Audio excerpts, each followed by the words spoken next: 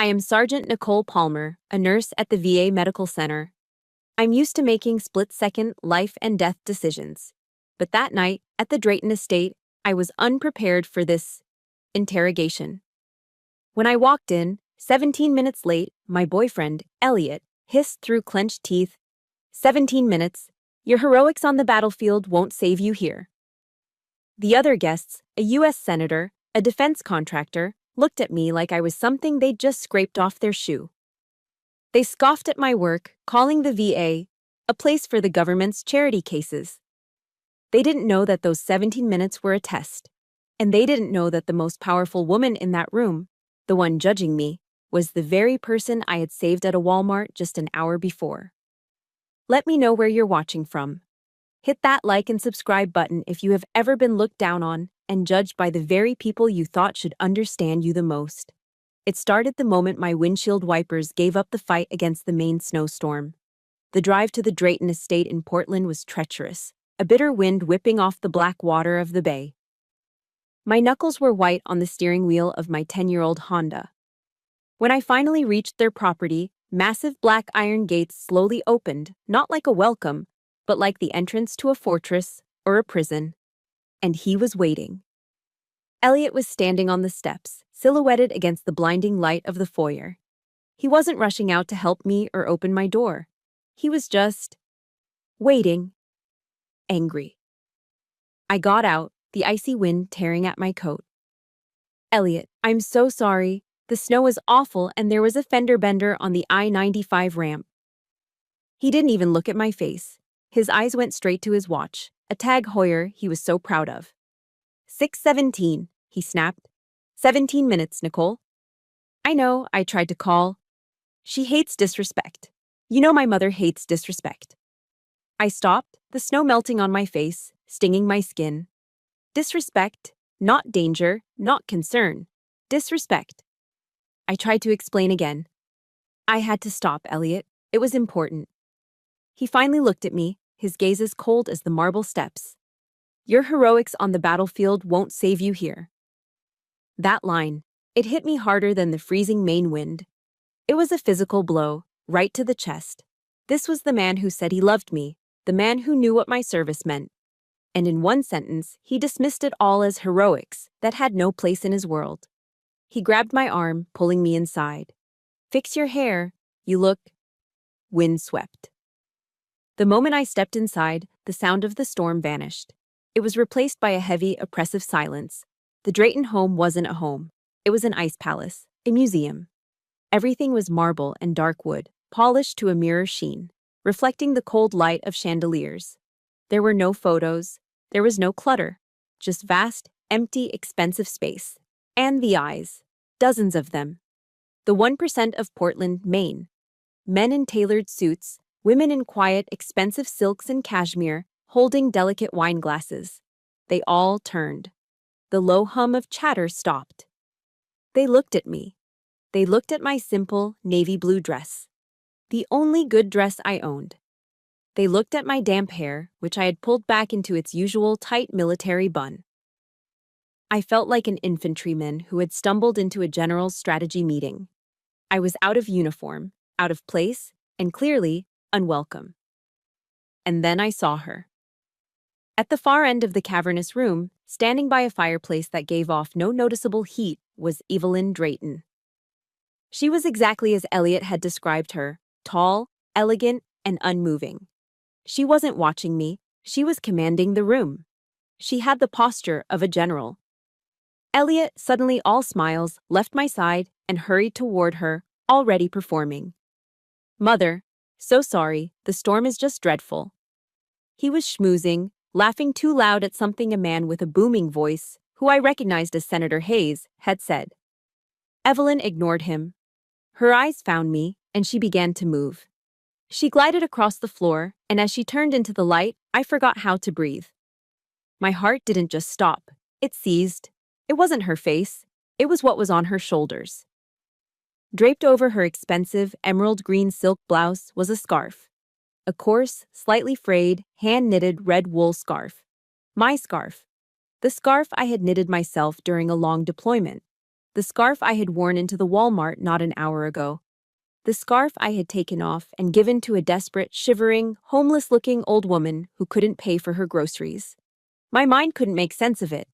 The two images, the freezing parking lot, the opulent mansion, smashed together. Elliot, oblivious, was still trying to impress the senator, not even noticing the cognitive dissonance that was making my head spin. Evelyn Drayton stopped directly in front of me. Her eyes were a pale, piercing blue. She gave the faintest, thinnest smile.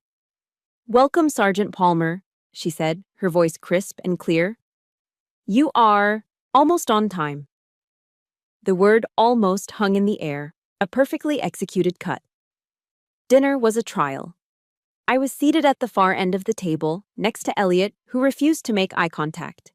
The clinking of heavy silver on bone china was the only loud sound. The interrogation began, led not by Evelyn, but by the senator's wife, a woman whose pearls looked heavier than my service weapon. "Elliot tells us you work at the VA, dear," she said, her voice dripping with fake pity. "Yes, ma'am. I'm a nurse at the Harborview VA." She winced, taking a delicate sip of wine. "Oh, how challenging. My husband," she gestured to the senator, who was busy laughing with Elliot, "always says he supports the troops, of course, but that the VA is just a budget black hole. Full of addicts and government charity cases, isn't it?" My blood went hot. I thought of Murphy, a Vietnam vet who came in 3 times a week just to have someone to talk to. I thought of the young woman, just 22, who lost both her legs in Iraq. Charity cases? Before I could answer, Evelyn Drayton spoke from the head of the table. Her voice cut through the chatter effortlessly. "A fascinating choice, Sergeant. What do you like about helping those who cannot seem to help themselves?" The entire table went quiet. It was a direct question, a test. I lifted my chin. I looked straight down the table, past the flickering candles, and met her gaze.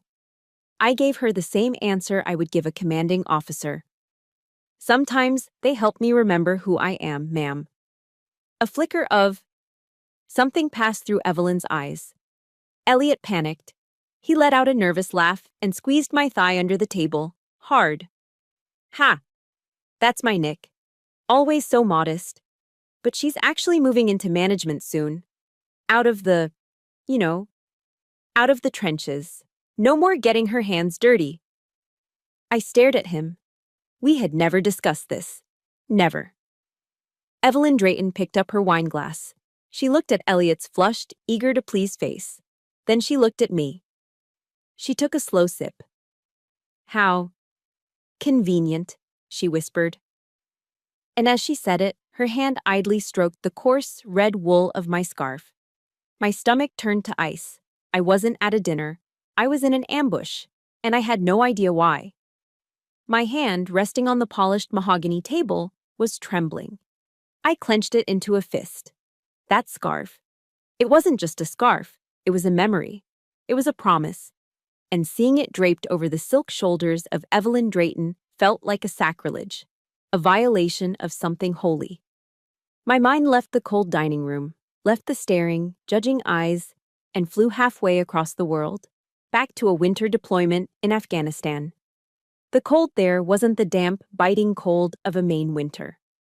It was a high desert, bone-deep freeze that seeped through every layer. Our base was a windswept collection of HESCO barriers and tents, and the nights were endless. I was a medic, a sergeant, and I was in charge of more than just wounds. I was in charge of morale. I had knitted that scarf in the dim, green-tinged light of the aid station. My fingers were clumsy in gloves, but I kept at it, loop by loop. It was made of the cheapest, roughest red wool I could get from the PX. It was never meant for me. It was for a kid from Ohio named Price. Private first class, barely 20. He was all elbows and optimism, with a picture of his high school girlfriend taped inside his helmet. He was the one who always volunteered for the worst details, the one who could make the other soldiers laugh, even when we were all miserable. And he was always cold. I gave it to him one night after a patrol. "Here," I'd mumbled, shoving it at him. "Don't want you freezing to death before you even see any action." He'd looked at it like I'd handed him a bar of gold.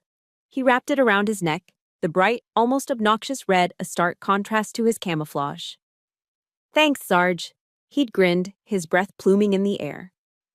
It's real." That's what it was. In that place of sterile, government-issued uniformity and brutal, inhuman rules, that rough piece of wool was a symbol. It was a piece of the real person. A moment of human care in the middle of an environment designed to strip it away. He wore it every day. That scarf was a symbol of humanity. But it became the symbol of a scar just 2 weeks before our deployment ended. Price wasn't the same optimistic kid. He'd become quiet, withdrawn. The letters from home had gotten thinner. Then, one night, I found him sitting alone outside the wire, just staring into the dark. "What's going on, Price?" I asked, sitting beside him on the frozen dirt. He didn't look at me. He just pulled a crumpled letter from his pocket. It was from his mom, back in Ohio. "My dad," he whispered, his voice cracking. "He lost his job at the auto plant. Been out of work 6 months." I waited. I knew this story. They missed the payments," he continued, his voice thick. "The bank? They foreclosed, Sarge." My blood ran colder than the air. Foreclosure. The word was an obscenity out here. He finally looked at me, his eyes hollow in the moonlight. "They're taking everything. My mom and my little sister. They're moving into my aunt's basement. I'm over here fighting for this, and they're taking my family's home." He choked back a sob, his shoulders shaking. "They take everything, Sarge. They take everything." That line, "they take everything." It was a whisper that became a permanent echo in my mind. It was an indictment. He wasn't just fighting an enemy overseas, he was being betrayed by the world he'd sworn to protect. A world of banks and contracts and politicians, people like the ones sitting at this very dinner table. I didn't know what to say. I just sat with him. I, his sergeant, his medic, his leader, had no words. What good was a rifle against a foreclosure notice? 2 weeks later, an IED. It was a routine patrol, just a simple route clearance. But the blast was massive. When we got to the convoy, it was chaos. Smoke, screaming, the smell of diesel and fire. Price was bad. I was with him. I did everything I could. I worked on him for 20 minutes, my hands covered in his blood, refusing to stop, even after he was gone. I kept pumping his chest, screaming at him to come back. But I couldn't save him. I couldn't save him from the IED. And I couldn't save him from the cold, hard indifference back home that had broken his spirit long before the bomb broke his body. When I came back stateside, I was done. Done with the sand, done with the war. But I wasn't done with the vow. The U.S. Army has a creed: leave no one behind. I'd upheld it on the battlefield. But Price had shown me that the battlefield was everywhere. It was in Ohio. It was in the stack of foreclosure papers on a kitchen table. It was in the VA hospital in Portland, Maine. That's why I chose to work at the Harborview VA. It wasn't charity, as that woman at the table had spat. It wasn't a budget black hole. It was a promise. It was my silent vow to Price. I would not leave another soldier behind, not on my watch. Which brought my mind spinning, back to the present, or rather, back to just a few hours ago, before this whole disastrous night began. I was standing at my locker at the VA. My 12-hour shift was over. My feet ached, and I smelled faintly of antiseptic and coffee. I was already dreading this dinner. I'd checked my phone. There was a text from Elliot. "Wear the blue dress, not the one with the flowers. And please, look appropriate. This is my mother." Appropriate. I opened my locker, and there it was. After Price died, they'd sent his personal effects home. But the red scarf, it had been in my medical kit. I'd washed the blood out, but I could never bring myself to get rid of it. It was my scarf again, a reminder. I looked at it, hanging on the hook. It was coarse, it was too bright, it was hand-knitted and imperfect. It was everything the Drayton world was not. I knew Elliot would hate it, he would be embarrassed by it. He wanted me to be appropriate, to be a quiet, polished accessory. I grabbed the scarf. I told myself, "Be yourself, Nicole. Just be yourself. I wrapped it around my neck.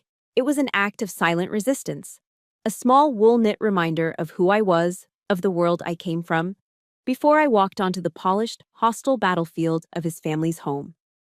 And now, here it was, draped over the shoulder of the woman who was judging me, the woman who looked at me like I was dirt. My silent resistance had been captured. It had been turned into a trophy. A cold, sick feeling washed over me as I sat there at the Drayton table. That woman, Evelyn, was wearing my vow like a fashion accessory. The memory of Price, of that cold base in Afghanistan, evaporated, leaving me back in the overly lit, humming fluorescent reality of the Harbor View VA Medical Center. It was 4 p.m., 1600, in my head. My 12-hour shift was over. My feet ached with a dull, familiar throb inside my work sneakers. My hands, scrubbed raw dozens of times, carried the faint, sharp smell of antiseptic. It was the smell of my life. I was tired. But it was a good tired. I'd just spent the last 45 minutes with Mr. Harrison, a Marine vet from the First Gulf War. He'd come in for a routine checkup and had a full-blown panic attack, what we call a GTV, or ground truth vet panic, right in the waiting room. A car backfiring on the street outside had sent him right back to Kuwait. I'd sat with him, not as a nurse, but as a sergeant. I didn't coddle him. I sat on the floor, eye level, and just talked. Talked about the terrible coffee, about the Red Sox, about anything but the war, until his breathing slowed and his eyes finally focused. Until he came back. "You're okay, Marine," I told him, helping him up. "You're here." "Thanks, Sarge," he'd mumbled, wiping his face. You get it. I get it. That's what mattered. In this building, I wasn't an outcast. I wasn't inappropriate. I was Sarge. My past wasn't something to be hidden. It was my greatest asset. This was my world, my purpose. This was where I made a difference. I signed off on my charts, grabbed my bag from my locker, and finally checked my personal phone. The screen was lit up. One new email. One new text. The email was from Evelyn Drayton. I opened it. There was no greeting, no "Dear Nicole," or "Hope you're having a good day." It was 3 lines of cold black text. Subject: tonight. Formal dinner, 6 p.m. sharp. Attendance is required. That was it. Not an invitation, but a summons. A direct order. It was a command issued from a superior officer, only it lacked the fundamental respect that's supposed to come with the rank. I felt a small hot prickle of annoyance. Attendance is required. Who did she think she was? Then, the text message. It was from Elliot. "I'm downstairs. Don't be late." I sighed, rubbing the bridge of my nose. The good, satisfied feeling from helping Harrison was already fading, replaced by the familiar anxiety that always seemed to precede seeing Elliot's family. I walked out of the double doors, the warm, noisy air of the hospital lobby hitting me. I saw him leaning against his sleek black Audi, parked in the fire lane, right by the main entrance. He was checking his watch. He looked up as I approached, his face a mask of impatience. No kiss, no, "Hi, babe." He didn't hug me. He didn't even smile. He just looked past me, over my shoulder, as if checking to see if anyone important was watching. "It's 4:05, he said. "The dinner is at 6. You're cutting it close." "I just finished a 12-hour shift, Elliot," I said, my voice flatter than I intended. "I know," he said, opening his passenger door for me. "Which is why I came. I brought you something. To help. I figured you'd be stressed." For a second, I felt a wave of relief. Maybe he did see me. Maybe he'd brought me a coffee, or just 5 minutes of peace. I got in the car. The smell of new leather and expensive cologne filled my nose, a stark contrast to the hospital's antiseptic. "What is it?" I asked. He walked around, got into the driver's seat, and handed me a single, crisp, folded piece of high-quality resume paper. "I just wrote down a few things," he said, not looking at me, already pulling the car into traffic. "To help you prepare. Just bullet points." I unfolded the paper. At the top, In a bold, serif font was a title. Mission Directive. Drayton Dinner. I stared at it. Mission Directive? Was this a joke? I read on. He had broken the evening down into sections. Parking and arrival. Acceptable topics of conversation. And, I kid you not, refreshment etiquette. My eyes scanned the page, my blood getting hotter with every word. Do not speak unless spoken to by mother. Compliment the food, but do not ask what it is. Laugh at Senator Hayes's jokes. He likes that. And then I saw the last section. It was titled, in all caps, Forbidden Zone. My stomach clenched. There were 3 bullet points. The third one, the last one on the page, was this. No war stories. My breath caught. It was just typed out, cold and impersonal. But next to it, Elliot had added a note, handwritten in his neat, expensive pen script. Mother finds it boastful and inelegant, best to avoid. Boastful and inelegant. Price, the IED, the blood, the 12-hour shifts, the panic attacks, Mr. Harrison.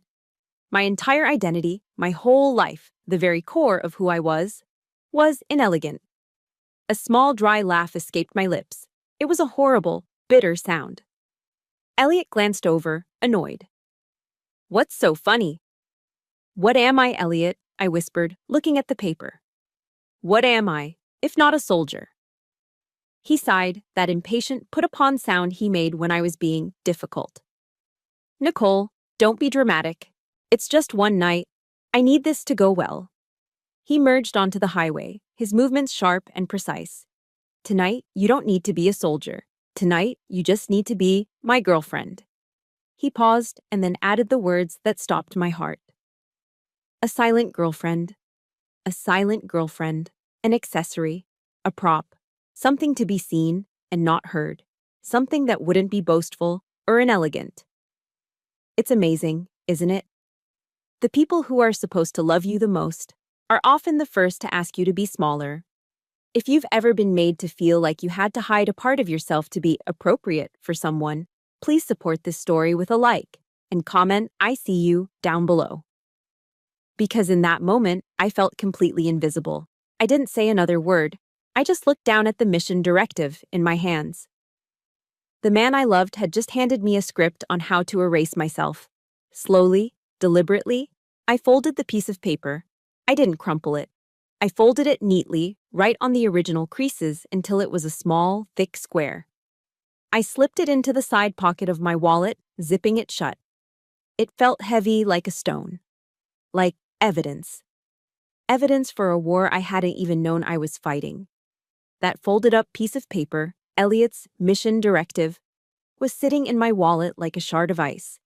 His final words, a silent girlfriend, echoed in my head, stinging more than the antiseptic on my raw hands.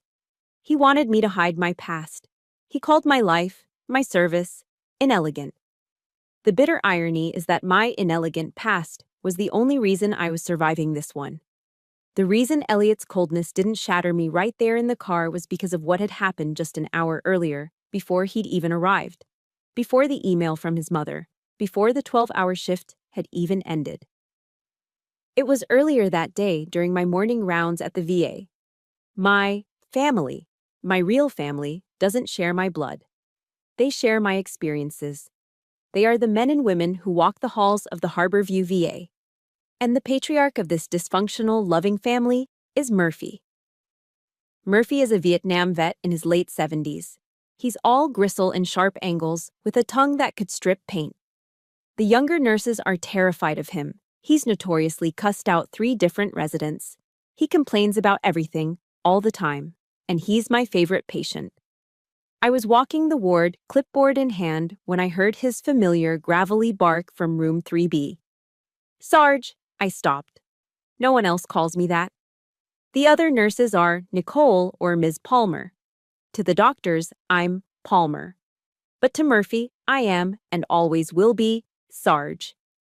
He says it's a sign of respect. I ducked into his room. He was sitting up in bed, scowling at the sunrise. This coffee, he growled, pointing to his mug, tastes like burnt hell. I smiled. It was our daily ritual. Morning, Murphy. It can't be that bad. It's an insult to the bean, he grumbled. I reached into the pocket of my scrubs and pulled out a Hershey's bar with almonds, his favorite. I'd been keeping a stash just for him. Here, I said, tossing it onto his tray. Eat this. It'll cut the bitterness. He snatched it, his eyes softening just a fraction as he fumbled with the wrapper. He took a bite, chewed, and nodded. Acceptable. He looked at me, his gaze sharp and assessing. Murphy didn't just look at you, he saw you. You look tired, Sarge, he said. It wasn't a question. Long shift. No, he said, shaking his head. Not that, you've got that look, the outside look, dealing with the civilians. I must have let my guard down because he caught it instantly. I was thinking about the impending dinner with Elliot's family. The dread must have been written all over my face. Murphy leaned forward, his voice dropping to a conspiratorial whisper. You know, he said, tapping his temple. You got the eye. The soldier's eye. You see the whole field. They can't train that into you. You either got it or you don't. He took another bite of the chocolate bar. Don't let those stupid bastards out there take it from you. A lump formed in my throat. This man, this cussed, difficult, broken man, who had seen the worst of humanity in a jungle halfway around the world, who had come home to a country that didn't want him. He saw me. He saw my value. He named it. And then there was Elliot, the man who supposedly loved me, the man who had everything, the education, the money, the perfect family. And all he wanted was for me to hide that very same part of myself. That small moment with Murphy was everything. It was the armor I didn't know I'd need. It was a prophecy. Don't let those stupid bastards out there take it from you. And now, sitting in Elliot's car just a few hours later, I realized he was one of them. My shift officially ended at 4:15 p.m. I'd finished my charting, changed out of my scrubs, and grabbed my bag. I did my final checkout, saying goodbye to the other nurses at the station. On my way out, I stopped by Murphy's room. He was watching some game show on his small TV, yelling at the contestants. I'm heading out, Murphy, I said from the doorway. He just grunted, not taking his eyes off the screen. Yeah. I was about to leave, but he called out one last time. Hey, Sarge. I turned back. He looked at me, his face serious again. That soldier's eye of his was locked right on me. Good luck out there, he said, his voice quiet. It's a jungle, I nodded. See you tomorrow, old man. As I pushed open the heavy doors of the VA and stepped out into the biting wind, I felt a profound sense of loss. It was an almost physical ache. I felt like I was leaving my real family, my sanctuary, my home, to go have dinner with strangers. Strangers I was supposed to call family, strangers who had already issued their terms of surrender. I left the VA, left my real family, and walked into the parking lot. The mission directive was a cold square in my wallet. Elliot's words, a silent girlfriend, were a fresh wound. My car, a practical paid-off Subaru, felt like a dinghy next to his Audi. He'd already driven off. I was to meet him there. I pulled out onto the road, the clock on my dashboard reading 16:40. 4:40 p.m. I had an hour and 20 minutes to drive 30 miles in what was quickly becoming a Maine snowstorm. The sky was a low, oppressive, steel gray. The wipers were already struggling to keep up. I merged onto I-95, joining the sea of red taillights. The pressure was immense. It was a physical weight on my chest. Elliot's voice was a recording in my head, a constant looping threat. If you're late, she'll never forget it. Don't be dramatic, Nicole. A silent girlfriend. I gripped the steering wheel, my knuckles white. This wasn't a dinner, it was an inspection, and the mission directive in my wallet proved it. I was a piece of equipment being vetted, not a person being introduced. The snow was coming down harder now, thick and wet, making the roads slick. My old Subaru handled it, but I couldn't go fast. The clock ticked. 17:15, 5:15 p.m. I was running calculations in my head. 30 more minutes if traffic holds. 10 minutes to park, 5 to find the coat room. Walk in exactly at 18 rows. And that's when I saw it. The empty passenger seat.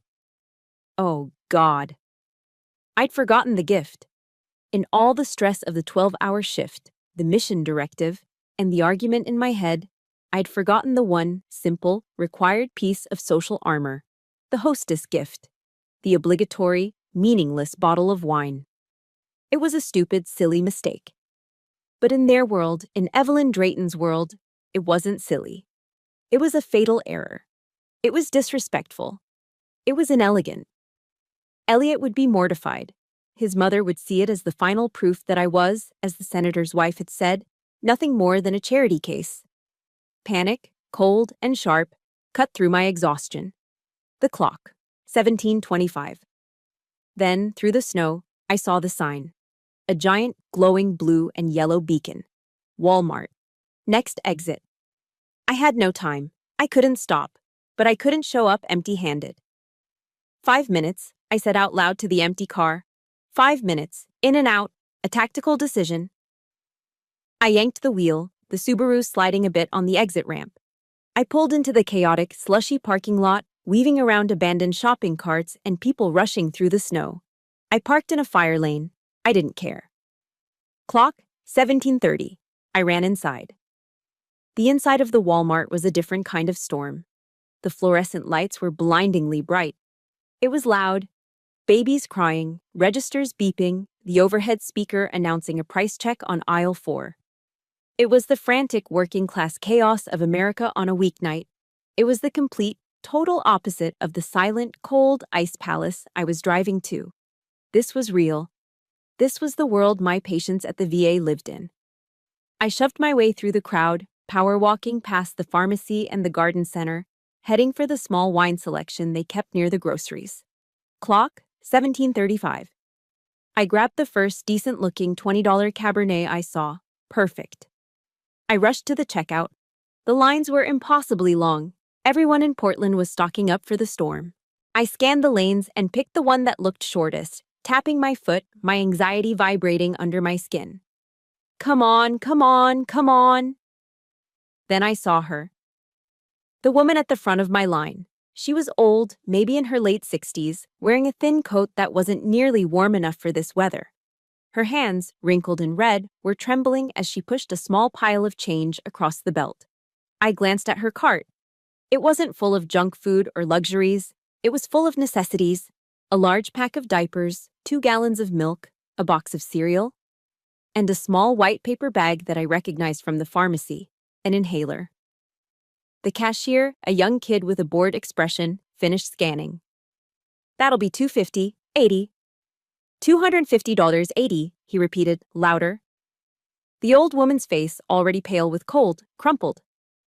Oh, I have my card, she stammered, digging in her worn-out purse. She handed him a debit card. He swiped it. Beep, beep, beep. Declined, he said, not even looking at her. No, try it again, the woman pleaded. It should be in there. He swiped it again. Declined. The people in line behind me groaned. A man muttered, Jesus Christ. The old woman was frantic, her hands shaking so hard she dropped her purse. The contents spilled onto the floor, a tube of lipstick, some tissues, and a small plastic wallet insert for photos. As she bent down, fumbling to pick up her things, a single, wallet-sized photo slid out and landed face up at my feet. My breath stopped. It was a young woman, smiling, proud, in an army combat uniform.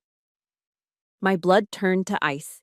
The clock on the wall said 17:45. In my head, Elliot was screaming, If you're late, she'll never forget. In my heart, I heard Price's voice.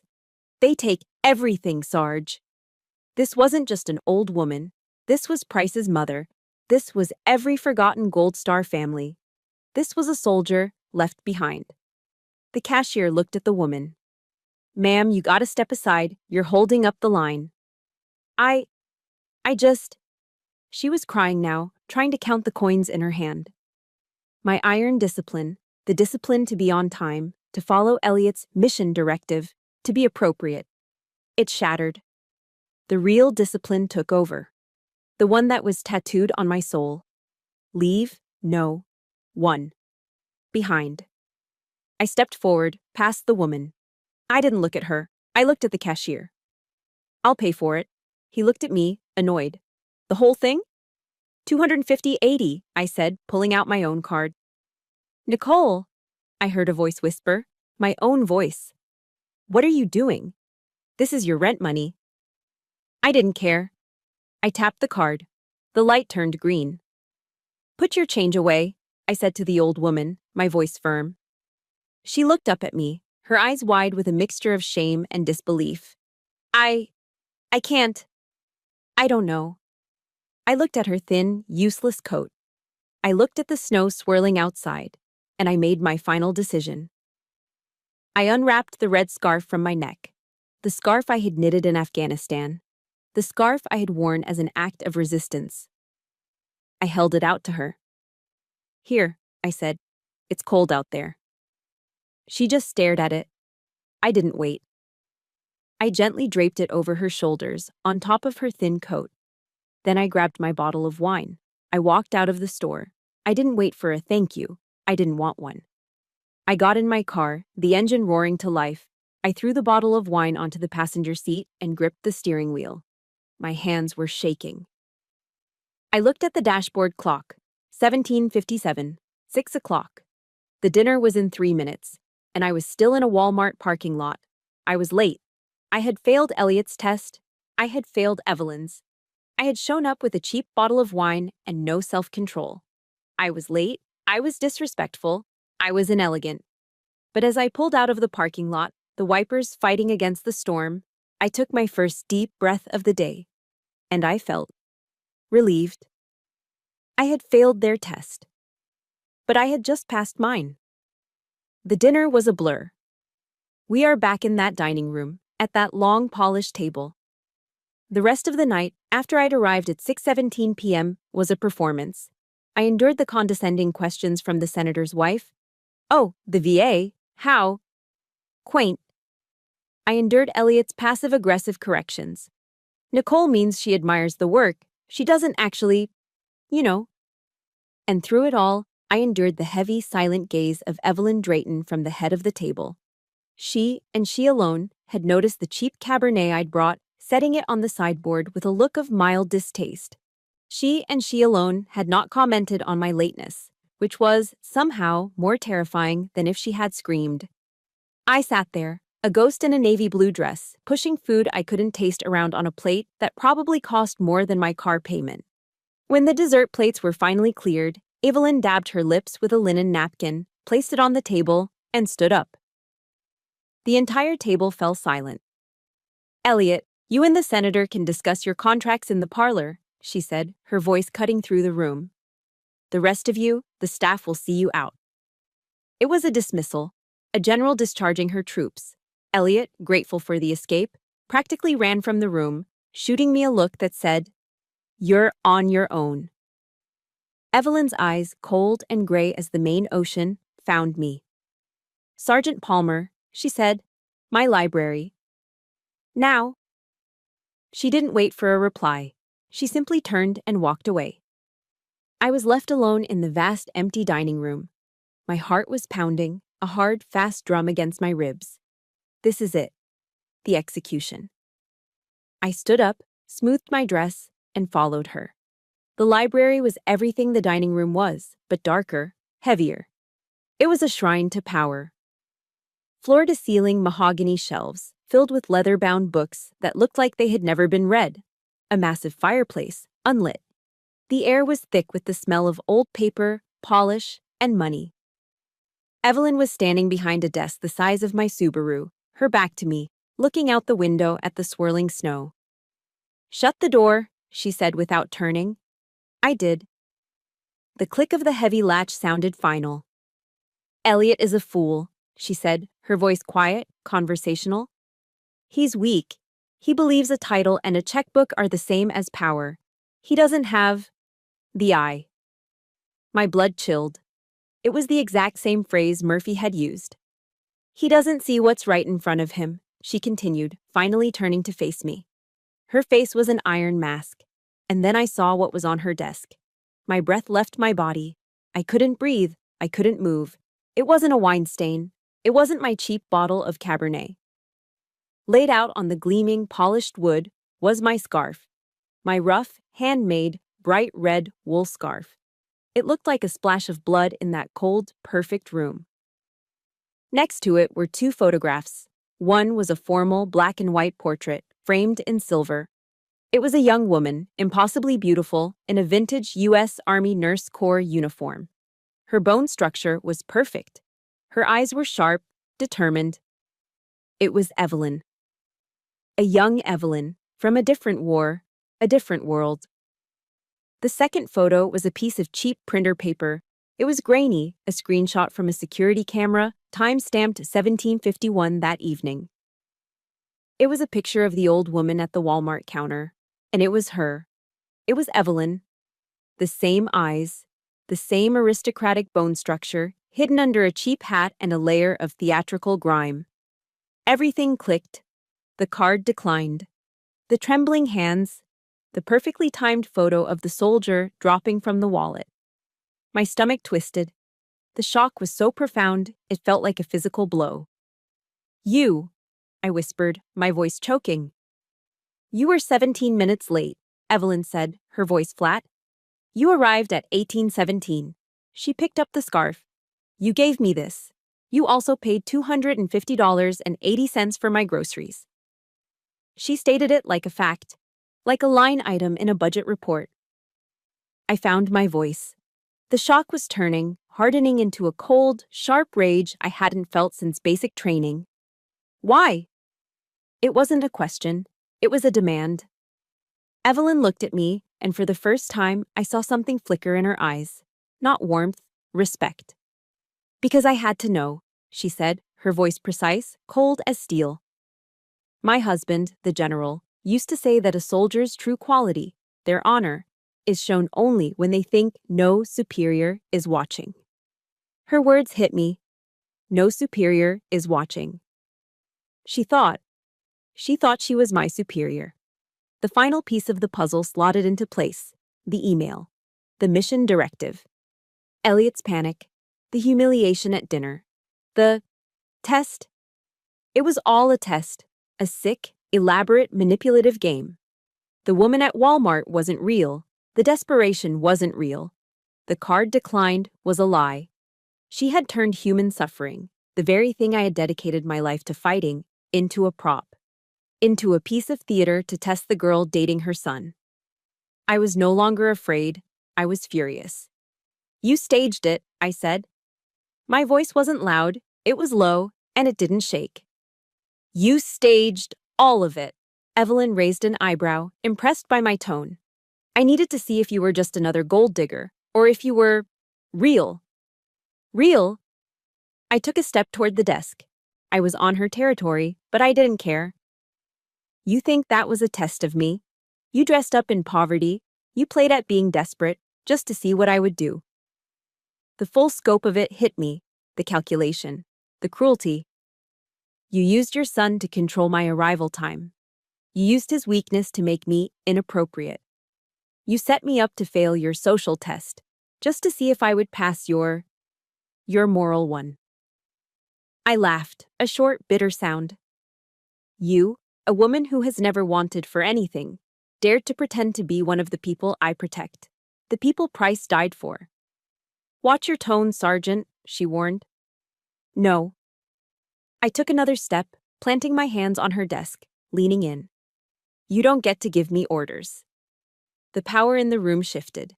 It was no longer her library. It was a battlefield. You wanted to know what a real soldier does when no one is watching? They do the right thing. Not for a reward, not because they're being tested by some rich woman in a costume. I pointed at her. You were wrong about one thing, Evelyn. Her eyes widened. No one called her Evelyn. You were a superior. You were a veteran, an army nurse. I saw the photo. You were one of us. Which makes this 1,000 times worse. I tapped the security photo. You weren't testing me. I was testing you, and you failed. I leaned in closer, my voice dropping to a whisper, just as hers had. You are not my superior, and you have no honor. Have you ever been played in a game you didn't even know you were in? If you are as furious as I was in that moment, hit that like button and comment, "Game over," down below. I stood up straight. I had said my piece. I had reclaimed my ground. I looked at Evelyn Drayton. The iron mask was gone. The shock on her face was real. For the first time since I'd met her, the general looked small. Her face, for just a second, softened. It wasn't forgiveness. It was defeat. The silence in the library was a ringing in my ears. My accusation, "You have no honor," hung in the air between us, thick and heavy as the mahogany desk. Evelyn Drayton's face, which had been an iron mask for the entire night, had broken. The defeat I saw in her eyes was real. She wasn't a general anymore. She was just an old woman. She turned away from me, breaking the intense eye contact, and walked stiffly to the unlit fireplace. She leaned one hand on the marble mantel. "Honor," she said, her voice quiet, almost a whisper, a word my son knows nothing about. She looked up. My eyes followed her gaze. Above the fireplace was a massive, oil-painted portrait. It was a man in a formal U.S. Army dress uniform, dark green and covered in ribbons. He was handsome, with a strong jaw and a kind, intelligent smile that was the complete opposite of Evelyn's cold precision. "That," she said, "is General Henry Drayton, my husband." She looked at the painting, but I got the feeling she was seeing the man. He was not like the boys you met at dinner. He was not a defense contractor. He was not a politician. He was a soldier, a real soldier. He believed in the uniform. He believed in the men he led. And he believed, truly believed, in the country he served. She paused, her fingers tracing the cold marble. "Henry had a saying," she said, her voice softening with memory.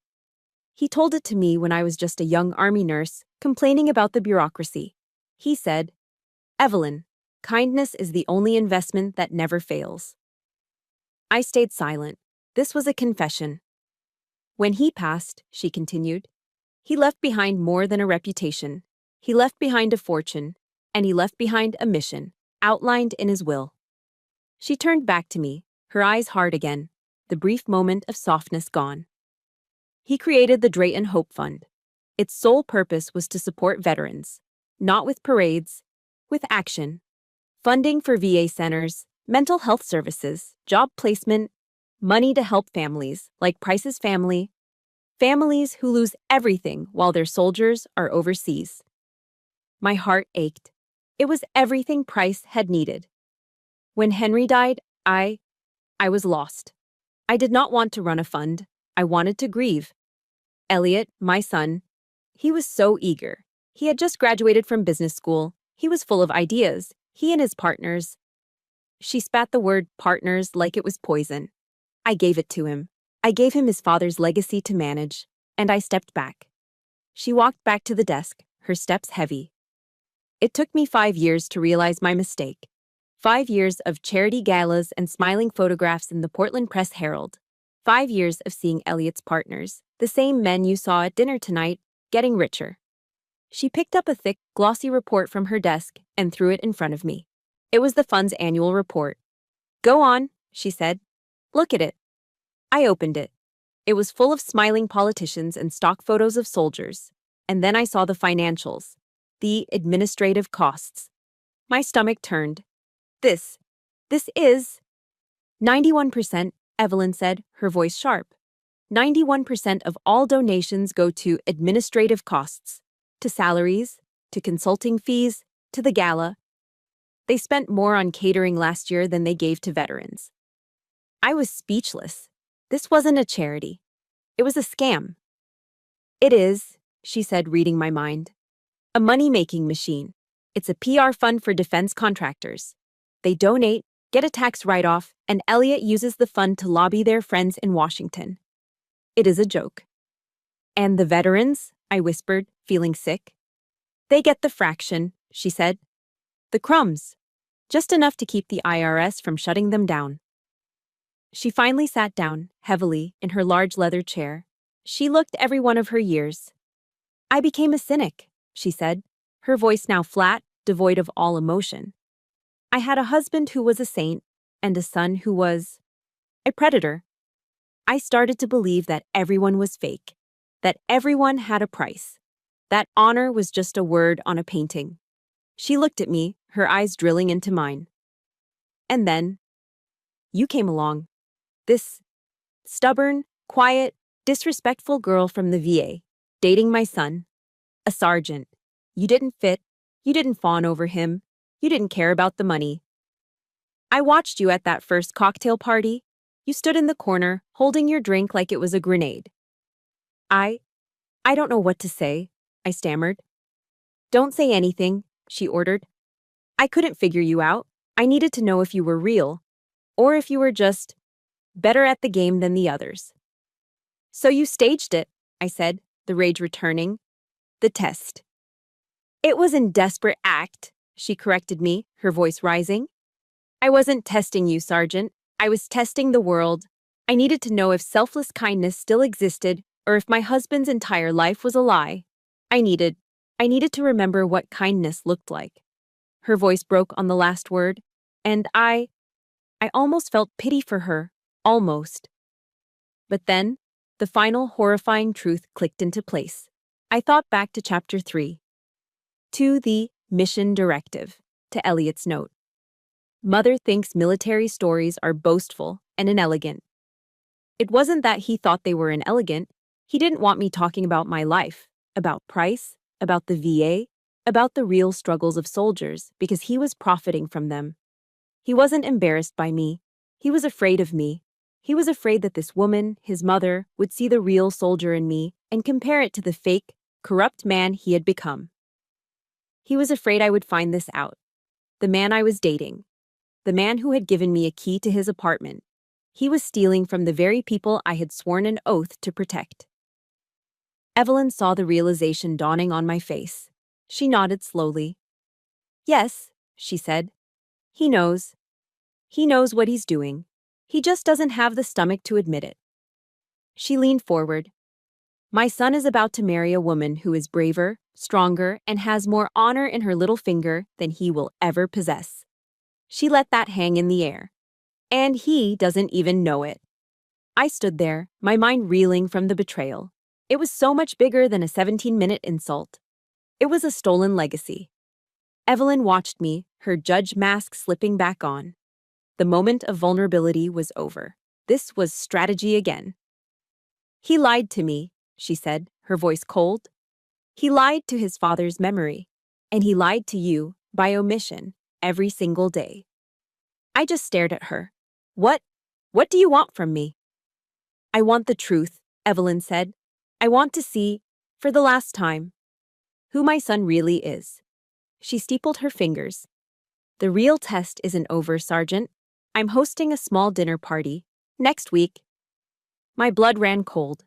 No. Oh, yes, she said. A little family dinner, just the three of us. It was the longest week of my life. I went to work at the VA. I did my 12-hour shifts. I talked to Murphy about the terrible coffee. I helped a young Marine from the 3rd Battalion work on his new prosthetic. I lived my life. But underneath it all, a clock was ticking. Evelyn's words, just the three of us, were a promise and a threat. I had agreed. I don't know why. Maybe I needed to see it through. Maybe, after fighting so hard for a country, I needed to see a single, small battle won. I spent the week in a strange kind of alliance with Evelyn. We spoke twice, brief, tactical phone calls. She didn't ask about me, I didn't ask about her. We discussed him. It felt cold. It felt strangely like a mission briefing. When the night came, I didn't wear my navy blue dress. I wore a simple black sheath. I didn't wear my hair in a bun. I left it down. I was done trying to be a soldier, or a girlfriend, or anything else. I was just me. A witness. I arrived at 6 p.m., exactly on time. The scene was identical to that first night, a twisted kind of déjà vu. The same long mahogany table, polished to a mirror finish. The same crystal glasses, the same oppressive silence. But the power had changed. I was no longer the one being judged. Elliot arrived a few minutes after me. He walked in, smiling, and my stomach turned. He was so relieved. He genuinely believed this was a reconciliation dinner. He thought his mother, having had her test, was now welcoming me into the fold. He was carrying a small square box, wrapped in white ribbon, from one of the most expensive jewelers in Portland. "Nick," he said, his voice smooth as oil. "I'm so glad we're doing this. I feel like we got off on the wrong foot, you know? All of us." He handed me the box. I wanted to say I'm sorry. For the pressure. Mom can be intense. I didn't open it. I just set the expensive gift on the table beside my plate. "Thank you, Elliot." He beamed, missing the ice in my voice. He thought he had just bought his way out of his manipulation. Evelyn was seated at the head of the table. She said nothing. She just watched. The dinner was served. This time, I ate. I was calm. I was focused. Elliot, sitting between the two of us, was the only one talking. He chattered nervously about a new contract, a market trend, how the snow had finally let up. He was a man tap dancing on a landmine, and he had no idea. Finally, Evelyn set her fork down. The small clink of silver against china echoed in the room. Elliot stopped talking, mid-sentence. "Elliot, son," Evelyn began, her voice calm, almost gentle. Elliot relaxed, smiling. "Yes, Mom?" "I was in the library the other night, talking with Sergeant Palmer." Elliot's smile wavered. "I learned something very interesting," Evelyn continued, her eyes locked on him. "I heard that on the night of the party, you advised her not to tell any of her military stories." Elliot froze. His fork, halfway to his mouth, stopped. His face, which had been so animated, became a tight, white mask. "Mom, I don't know what she told you," he stammered. "But it was a misunderstanding. I just meant that this was a different crowd." "A different crowd?" Evelyn asked. "Or a crowd you were actively lying to?" "I wasn't lying," Elliot said, his voice rising, panicked. He turned to me, his eyes wide. "Nick, tell her. I was just trying to help you fit in." He turned back to his mother, desperation setting in. He was digging his own grave. "She was late, Mom," he said, trying to regain control, trying to shift the blame. "She was 17 minutes late. She was undisciplined. I told you, I was just trying to manage her. For you." Evelyn just stared at him. She let his words, his pathetic, blaming, cowardly words, hang in the air. The silence stretched. 1 second. 2. "Yes," Evelyn said, her voice dropping, becoming lethally quiet. "She was late." She paused. "But you failed to mention why, Elliot." Elliot's face went blank. "What?" "You didn't mention," Evelyn said, leaning forward, "that she was late because she stopped, in a snowstorm, to pay $250 for a homeless beggar at a Walmart." Elliot just stared, confused, trying to figure out the trap. A beggar? So what? That's just irresponsible. That's what I was talking." "You didn't let me finish, Elliot." Evelyn's voice was as sharp as a scalpel. "She paid $250 for a beggar at Walmart." She held his gaze. "That beggar was me." It wasn't a shout. It was a whisper, and it was the loudest sound I had ever heard. The air in the room didn't just get thick, it evaporated. Elliot recoiled. He physically recoiled as if she had slapped him. The color drained from his face, leaving it a sick, grayish white. He looked from his mother to me and back to his mother. "What? No. But you... what?"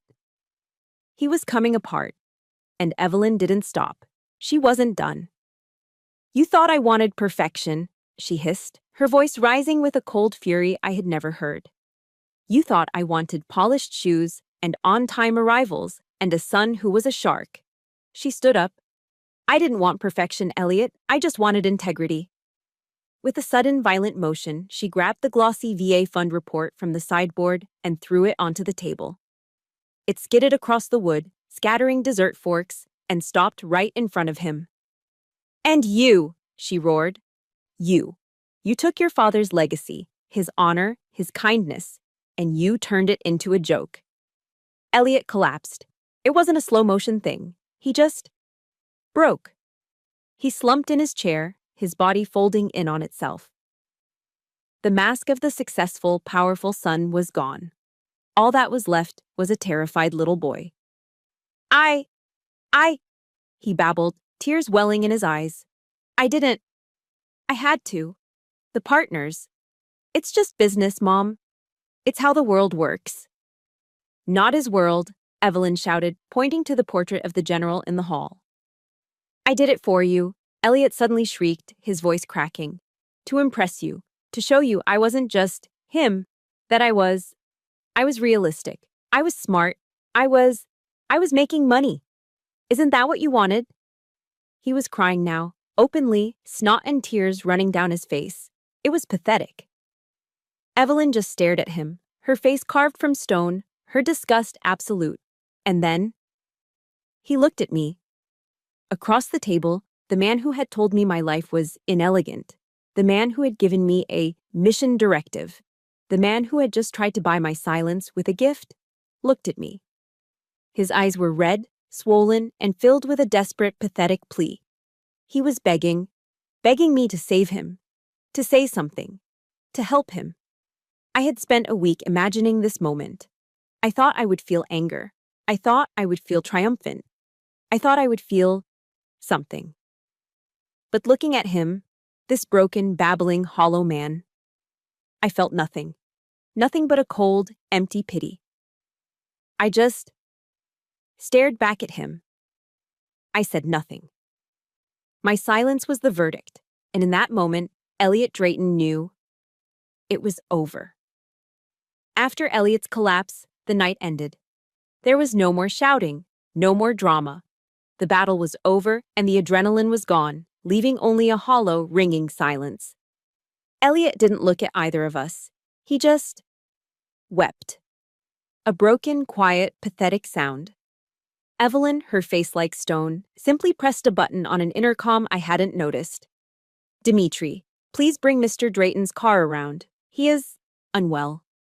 I stood up. I didn't say goodbye. I walked out of the dining room, through the cold museum-like foyer, and out the front door. The 17-minute insult felt like a lifetime ago. I didn't look back. The next day, a check arrived at the Harborview VA, delivered by a courier. It was for $250,000, made out to the Veterans Assistance Fund and signed by Evelyn Drayton. There was no note. I didn't hear from her for the rest of the week.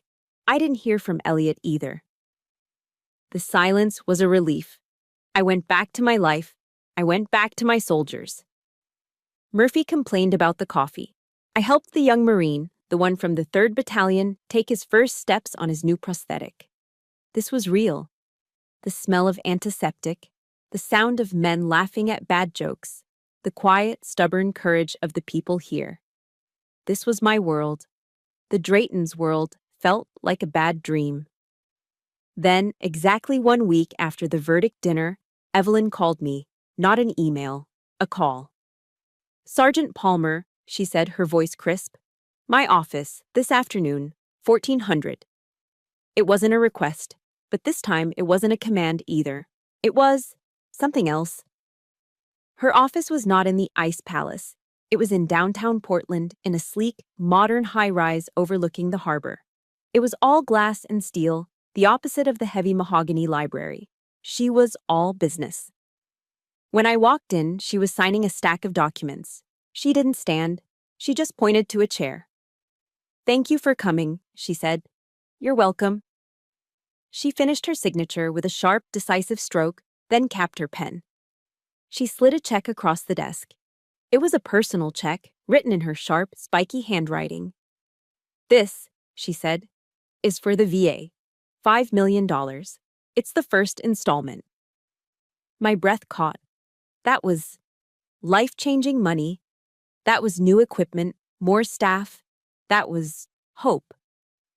The Drayton Hope Fund is being restructured, she said, her voice cold. My son and his partners have been removed. Their legal team is handling the transition. I see. Which brings me to my next point. She slid a folder across the desk. This is an employment contract. The fund needs a new director, someone to manage the allocations, someone to ensure the money goes where my husband intended it to go. Someone with the eye. She looked at me. The position pays $300,000 a year. It's yours. Help me fix it. I looked at the contract. Director of the fund. A corner office. A salary that was more than I'd make in 5 years as a nurse. It was everything anyone could ever want. I looked at Evelyn. She was watching me, her face a mask of neutrality. But I knew what this was. It was another test. A different kind of test. I slid the check for $5 million back to her. The VA will be grateful for the donation, Evelyn. You can send it to their main office, but I can't accept it from you. I slid the folder with the contract back on top of it.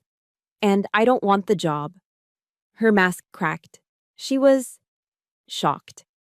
I don't understand. This is a chance to do real good. More good than you can do. There. No, I said, my voice quiet but firm. You don't get it. You still think you can buy your way out of this. You think you can write a check, hire a director, and fix the honor you lost. I stood up. You can't buy back what you lost, Evelyn. You have to earn it, the same way I did.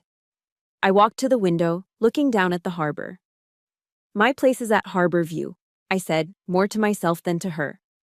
My place is with my soldiers, not in an office signing checks.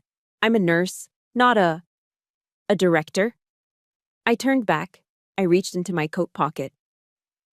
I pulled out the red scarf, the one I had taken back from her library. I laid it on her desk. Keep this, I said. It was a symbol of my humanity, a symbol of real warmth. It only has meaning when it's shared.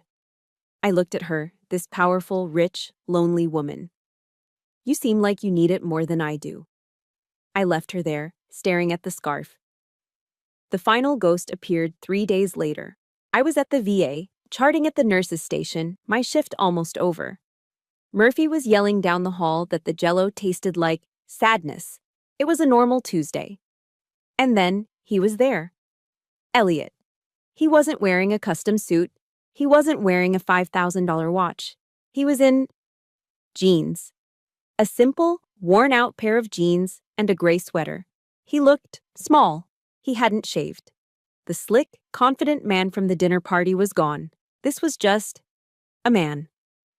Nick, he said, his voice rough. The other nurses, sensing the tension, suddenly found other things to do. Elliot, I said, my voice neutral. I didn't stop charting. You're not allowed in this area.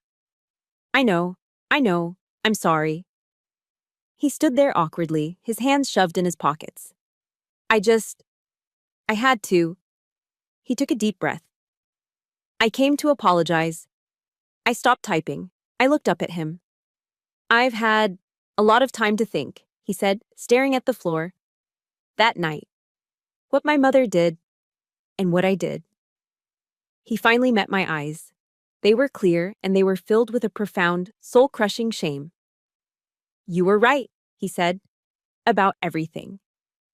I was a coward. I was so busy trying to be right, to be the smart, realistic one, that I forgot how to be good.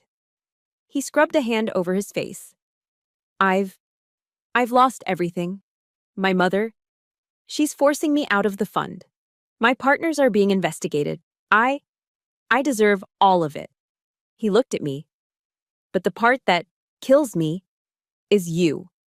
I had you.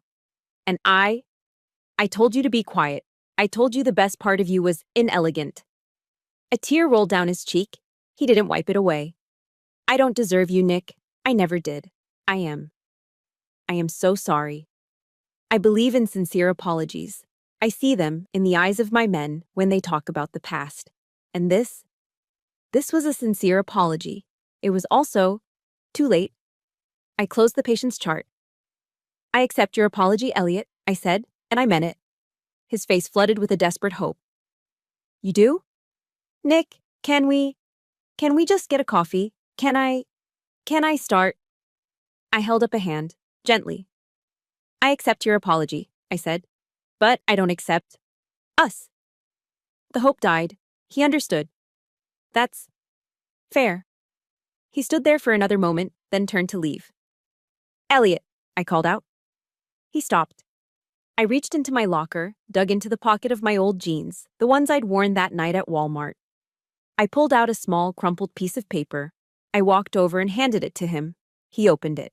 It was the Walmart receipt. Faded, crinkled, but still readable. Total, $250, $80. What's this? He whispered. You said you wanted to earn it, I said. You wanted to be better. I looked him in the eye. That's the proof, I said. Proof that a single act of kindness can outlast all this shame. Keep it as a reminder. I watched him close his hand around the crumpled paper. Goodbye, Elliot. He nodded, unable to speak. He walked away. And for the first time, I felt free. It was over. Life moves on. After the storm, there is a quiet. Elliot disappeared. I heard through the hospital grapevine that he'd left Portland, maybe gone somewhere in the Midwest, trying to start over. He took the Walmart receipt with him. I hoped truly that it helped him. 1 month after I'd given Elliot that receipt, the news broke. It wasn't in the gossip columns. It was on the front page of the Portland Press-Herald in the business section. Evelyn Trust restructures. Announces $5 million initial grant for veterans' health. I read the article over Murphy's shoulder in the break room. He was complaining that the announcement had bumped the sports section. Look at this, he grumbled. Some rich lady finally feeling guilty. I just smiled and kept reading. The article detailed the firing of the old board, Elliot's partners, and the establishment of a new, transparent allocation system. But it was the end of the article that made me stop. It was a small 2-inch square on the page. The new logo for the restructured Drayton Hope Fund, the caption read. It wasn't the old pretentious family crest. It was a simple, clean, modern graphic. A single red line, skillfully drawn, folded into the shape of a heart. I looked at the image, and I knew, in that moment, that Evelyn Drayton had finally found her faith. She wasn't just fixing a fund. She was trying to remember, as she'd said, what kindness looked like. She had found it. 3 years later. I'm still at Harborview. I never left. I never took the corner office. But the office, sort of, came to me. The money from the Evelyn Trust, that first $5 million, and the millions that followed, it changed everything. We have a new wing now, dedicated to prosthetics. We have the best PTSD clinic in the state of Maine. And we started a new program, a rapid response fund for veterans and their families who fall through the cracks, the ones who can't wait for the bureaucracy. I'm the head of it. We call it Harbor Hope. I have an office now. It's small. It's not fancy. It still smells faintly of antiseptic and strong bad coffee. On my wall, there are 2 items, hanging side by side. On the left, in a simple black wooden frame, is the original red scarf. After the new fund was established, Evelyn had sent it to me. It arrived by courier, in a simple box. There was a 1-line note written in her sharp, spiky handwriting. It just said, "This belongs to the mission." And on the right, in a matching black frame, is a small, quiet, framed photograph. It's a portrait of Evelyn Drayton. She passed away, peacefully, in her sleep, about a year ago. I went to the funeral. I stood in the back. I didn't talk to anyone. I just paid my respects. She was a judge. She was a cynic. She was a broken mother. She was, in the end, an ally. I keep her portrait next to the scarf, a reminder that even the hardest cynics are just looking for a reason to believe. It's snowing today. A thick, heavy Maine snow is falling outside my window. The sky is a steel gray. It's just like that day, all those years ago. There's a soft knock on my door. A young woman is standing there. She can't be more than 25. She's twisting her hands nervously. "Ma'am," she says, Are you Sergeant Palmer?" The one who runs Harbor Hope? I am, I smile. But you can call me Nick. Come on in. She sits down. I can see the exhaustion in her eyes. The same exhaustion I've seen in 1,000 soldiers. I'm sorry to bother you, she says, her voice trembling. My husband, he's in the PTSD program. Sergeant Murphy, the old guy. He said you were the one to talk to. What's going on? I ask, leaning forward. It's my son. He has asthma. The pharmacy. Our insurance won't cover his new inhaler until the first of the month. The copay it's $300. I don't get paid until next Friday. And he's wheezing. She's starting to cry. I don't know what to do. The pharmacist said, rules are rules. I just listen. And I smile. I open the top drawer of my desk. I pull out a voucher book. The Harbor Hope Emergency Fund. I sign my name at the bottom of a voucher, tear it out, and slide it across the desk. You take this to the pharmacy, I say, my voice low and calm. It's a direct pay voucher. It's covered. Everything. You go get your son's medicine. The woman stares at the voucher. Then she stares at me. And she bursts into tears. Not quiet, polite tears. Real, shoulder-shaking, gasping sobs of relief. Oh my God, she whispers, covering her mouth. Oh my God, people don't do this. They don't do this anymore. I get up, walk around the desk, and hand her a box of tissues. I pat her on the shoulder. Maybe they should, I say softly. She leaves, clutching the voucher like it's a winning lottery ticket. I watch her walk down the hall, and then I turn back to my office. My eyes drift up to the wall. I look at the framed red scarf. The circle was closed. That one, small, quiet act of defiance in a Walmart, born from the memory of a fallen soldier. It wasn't just an act anymore. It was a legacy. It was hope. I look at the scarf, and then I look at the portrait of Evelyn next to it. We had our war, she and I. And in the end, we found our peace. I whisper the words to myself, to Price, to the old general, and to the stern woman in the frame. True honor is what you do when no one is watching. Thank you for walking this path with me. My story ended with a red scarf, but the journey of kindness, of truly seeing one another, is one we all share. My Harbor Hope was born from a moment when no one was watching. What about you? Do you have a Murphy in your life? Someone who saw your true value? If this story resonated with you, please let me know in the comments. I read them. Your support by liking and subscribing to this channel allows us to continue sharing these messages. Thank you for listening.